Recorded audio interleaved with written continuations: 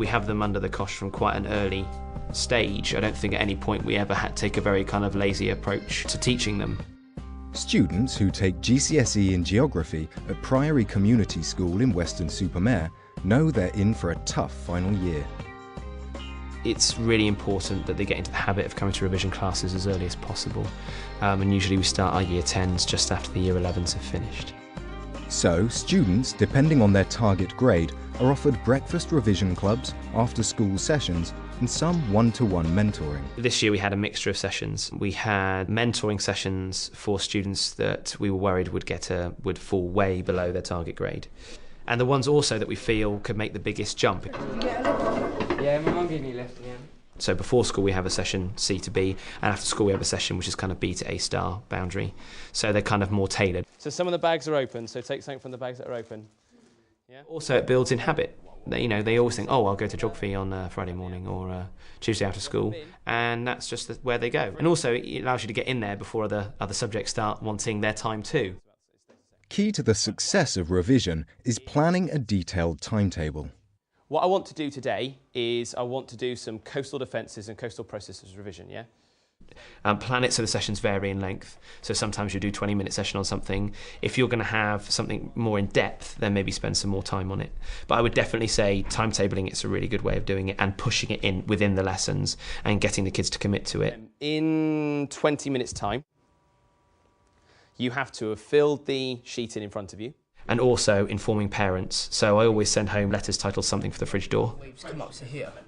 Planning the subject matter is also important for a successful outcome.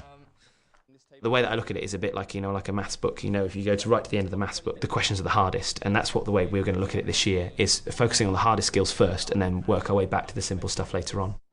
Okay, so this is really important that you are able to suggest why you would make that choice. Defend or not to defend?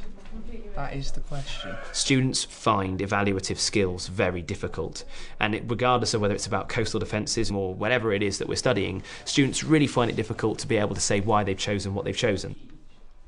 It's really important that you assess. Okay, it's a high-level skill, so it's really important that you say, I would choose this, and then you need to say why. We always push the case studies because that's something that kids really need to do well in our specification to get A's and A stars. The beach is much narrower there than it is further down. Luckily, within each subject area, we have experienced teachers who have a really good knowledge of the exam process and the exams themselves. When you do anything, when you go on to do your control assessment, when you go on to do the exams at the end of year 11, it's really important, particularly in the second paper in year 11, that you can say the positives and negatives of any particular choice. Sometimes it can be really simple things like graphical analysis that kids are really losing loads of marks on. Sometimes it can be failing to understand how to answer questions, whether describe or explain questions. Sometimes it can be just a total lack of knowledge in the case study, and they have to sort that out before the summer exams. What's the negative of that? So they're not strong enough then, really? Not necessarily, no. Students have to be good at the game as well as good at the subject. And I think if they're not suitably tooled up on the rules, then no matter how clever they are, they'll never be able to access the mark scheme in the way that we would like. The effort put into these long-term revision sessions is paying off for both the students and the school. The geography department has the highest results of any academic subject at Priory, excluding BTECs. So last year our results were about 87% A star to C, so we have a massive impact on the students. Bye. Seriously, if you are struggling, you may want to come find me over here. We can have a quick chat about things you're worried about.